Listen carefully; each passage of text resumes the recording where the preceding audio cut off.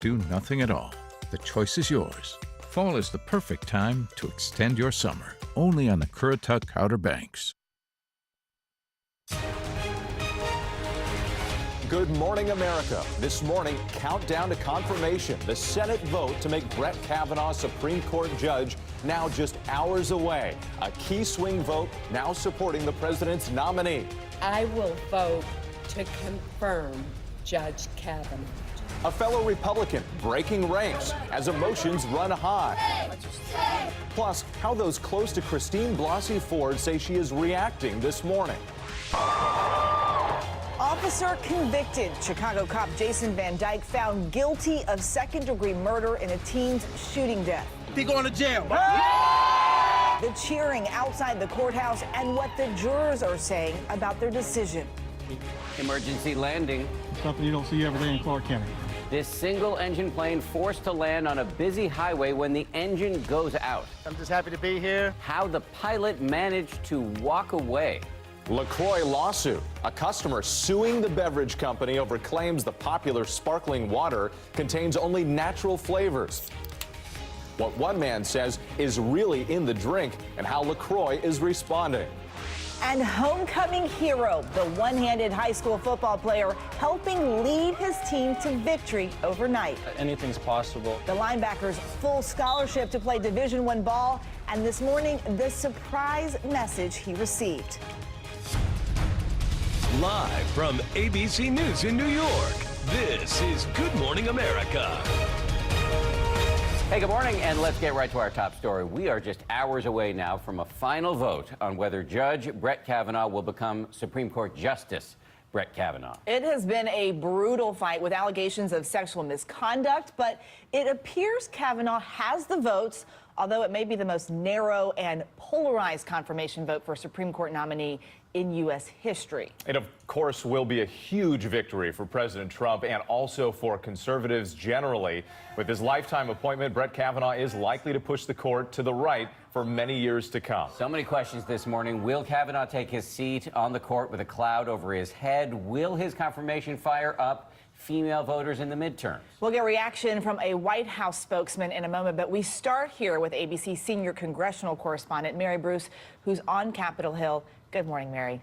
Good morning. Well, the Senate is now poised to confirm Judge Kavanaugh. This has been a nasty, ugly political fight that ultimately came down to just a handful of key swing votes. And for those senators, this decision was agonizing.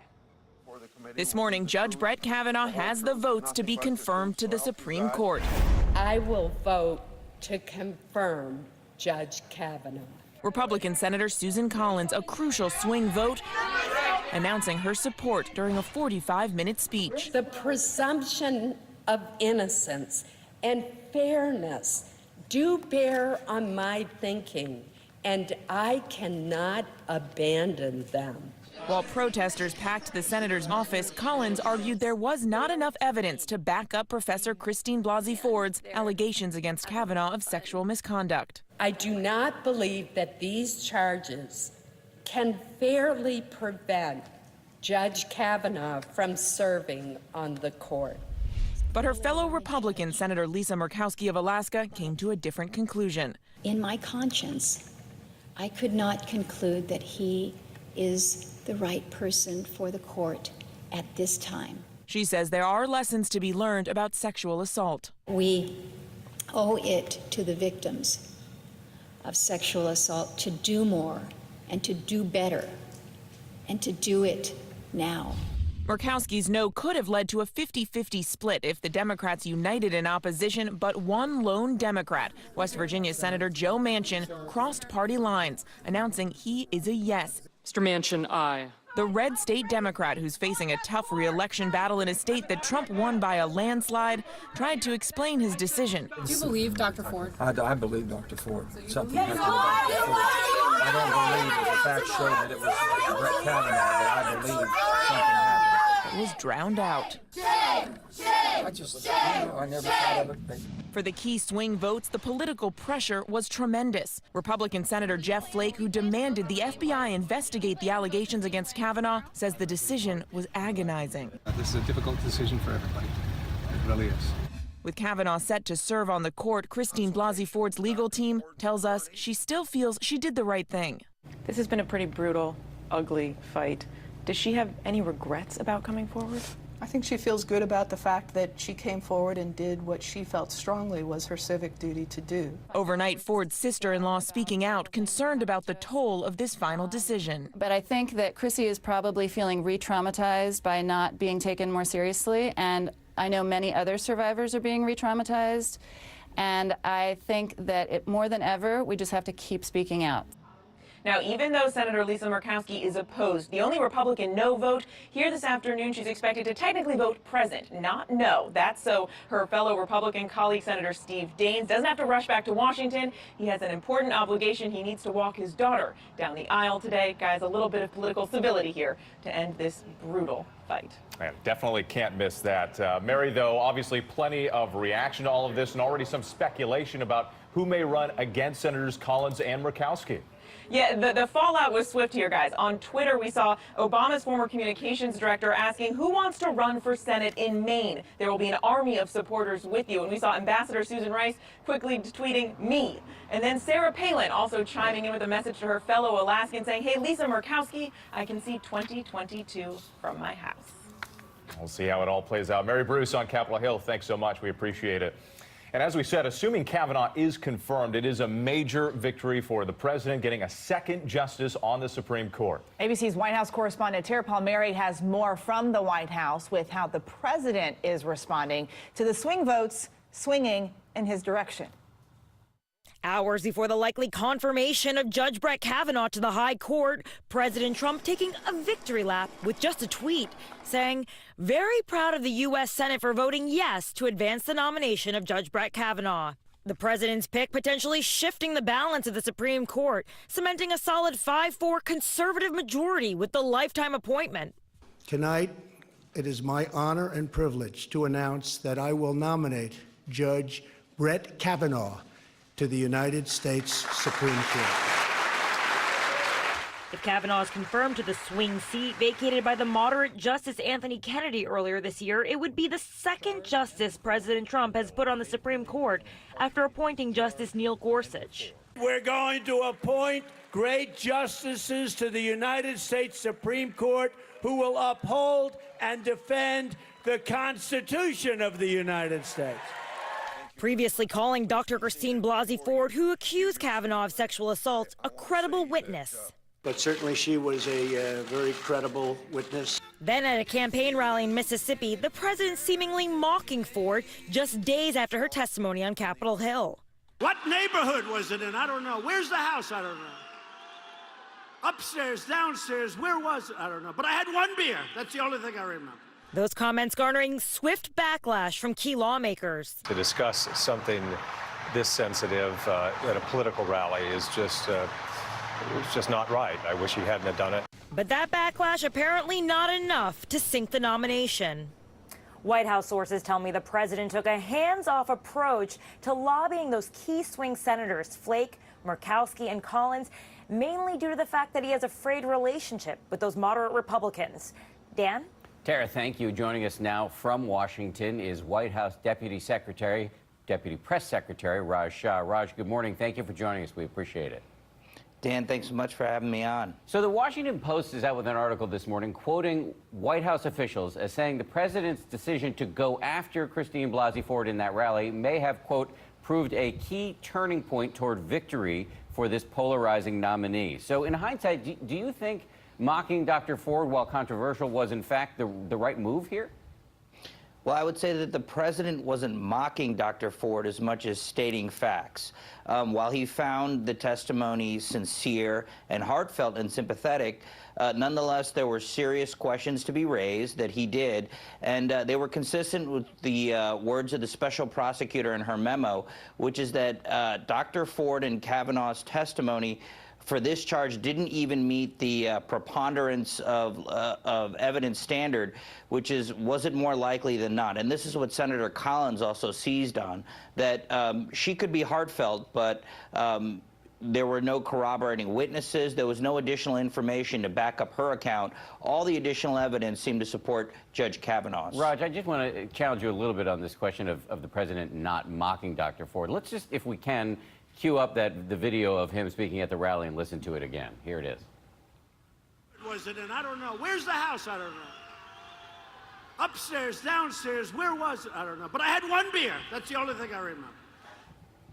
That really does not sound to you like mocking. I know he's stating facts, but if you listen to his tone, it certainly sounds like he's making fun of a woman who came forward and disclosed some very personal and painful details of her private life. Well, Dan, if you look at what he said and what Prosecutor Mitchell's memo said, they're pretty consistent, which is that there are serious factual I'm not sure you're gaps addressing the and question of his tone. inconsistencies. I'm not sure you're addressing the question of his tone, though, Rod. Well, you can disagree with his tone, but can you disagree with the substance? And I think that the key here is that what he was pointing to are facts. He was stating facts. These are the same facts that the prosecutor stated. These are some of the facts that Senator Collins relied on when she talked about why she was voting for Judge Kavanaugh. Let me ask you about something that happened last night. A sitting Supreme Court Justice, Elena Kagan, said justices, that people on the court, justices on the court, need to remain, quote, above the fray. Given Judge Kavanaugh's comments during that now infamous hearing about the attacks on him being fueled by, and these are his words, revenge on behalf of the Clintons, do you think he's going to take his seat on the court with some sort of partisan cloud over his head? And if, just for example, do you think he can be trusted to fairly adjudicate cases where one side may be coming from the left? Well, if you've seen his record as a judge for over 12 years and with over 300 opinions, he has acted like an impartial, fair-minded judge throughout his career. I don't think one can hold against Judge Kavanaugh for being emotional in his testimony last week, given what he's had to deal with, what he and his family have had to deal with. But if you look at his actual record, over 12 years, and he talked about this in this recent op-ed with the Wall Street Journal, in which he is committed to being a fair, impartial, and even-handed justice on the Supreme Court. Worth noting, though, a member of your own party, Alaska Senator Murkowski, said she was going to vote no here precisely because of his tone. But let me ask you one last final question. This has been such a bitter and divisive fight. Do you think it's on the president to help unite the country now? Is he willing and capable of doing so? Sure, and I think that the process has been ugly, it has been difficult, and it doesn't bode well for future Supreme Court nominees and fights.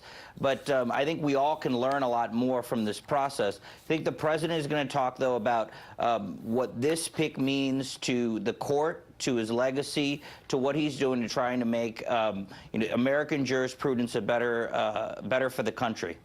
Raj Shah, we really appreciate you getting up early with us on a Saturday morning. Thank you very much. Thanks so much, Dan. It definitely shows the divisiveness in the country, not just there in D.C. Absolutely. Yep. Absolutely. We're going to be living with this for a while. Well, U.S. Secretary of State Mike Pompeo arrived in Tokyo overnight, kicking off a 3-day visit to East Asia. He's meeting with Japanese Prime Minister Shinzo Abe to discuss their policies on North Korea before heading to Pyongyang tomorrow. There, Pompeo will sit down with North Korea's leader, Kim Jong-un, to discuss denuclearization and a possible second meeting with President Trump. Turning now to another top story, a Chicago police officer convicted of murder in the shooting of a teenager. Officer Jason Van Dyke now facing years behind bars. ABC's Alex Perez is in Chicago with what jurors are saying about this big decision. Alex, good morning. Good morning. With the anticipation for this verdict started when that police dashcam video was released 3 years ago. The jury working quickly, delivering their decision in less than 10 hours. Demonstrators filling the streets of Chicago in celebration following the verdict in the racially charged case surrounding Chicago police officer Jason Van Dyke. The jury taking less than 10 hours to reach their decision. We, the jury, find the defendant, Jason Van Dyke, guilty. Van Dyke showing little emotion as jurors found him guilty of second-degree murder and 16 counts of aggravated battery, one for each shot in the 2014 killing of 17-year-old Laquan McDonald. He going to jail. Just outside the courtroom, jubilation as the verdict was handed down. McDonald's family saying justice was served. Laquan McDonald represents all of the victims that suffered what he suffered across his life. Months-long protests began when the now infamous stash cam video was released, showing the white officer shooting the black teenager as he walked down a Chicago street carrying a 3-inch knife. On the witness stand, Van Dyke, who was responding to a call of someone breaking into cars, testified he believed McDonald was lunging at him and refused commands to drop the knife. I was yelling at him, drop the knife. I yelled I don't know how many times. But in the video, McDonald, who was high on PCP, appears to be walking away from Van Dyke when he is shot. There's no justification for shooting Juan McDonald that night. Not one shot. Not the first shot, not the 16th shot. But defense attorneys arguing the video was, quote, essentially meaningless because it didn't capture the incident from Van Dyke's point of view. But the jury confident in their ruling. He should have realized what the situation was, and instead of escalating the situation, should have at least looked at other options. We didn't come here because of race, or we came here for right and wrong. Van Dyke could possibly face decades behind bars. Those protests remained peaceful. Eva? All right, thank you, Alex. Toyota issuing a safety recall for more than 2.4 million hybrid models worldwide, some 880,000 of those vehicles here in the U.S. The recall affecting Toyota Prius models built between 2008 and 2014. The concern is over an electronic defect that causes the vehicle to suddenly lose power and stall. Now, Toyota is offering a software update to fix that problem. And listen to this, you might want to be more careful next time you kick around a doorstop. A man in Michigan discovered that the 22-pound rock he's been using to prop open a door for the last 3 decades is actually a meteorite that fell from the sky. A geology professor at Central Michigan University valued the space rock at about $100,000.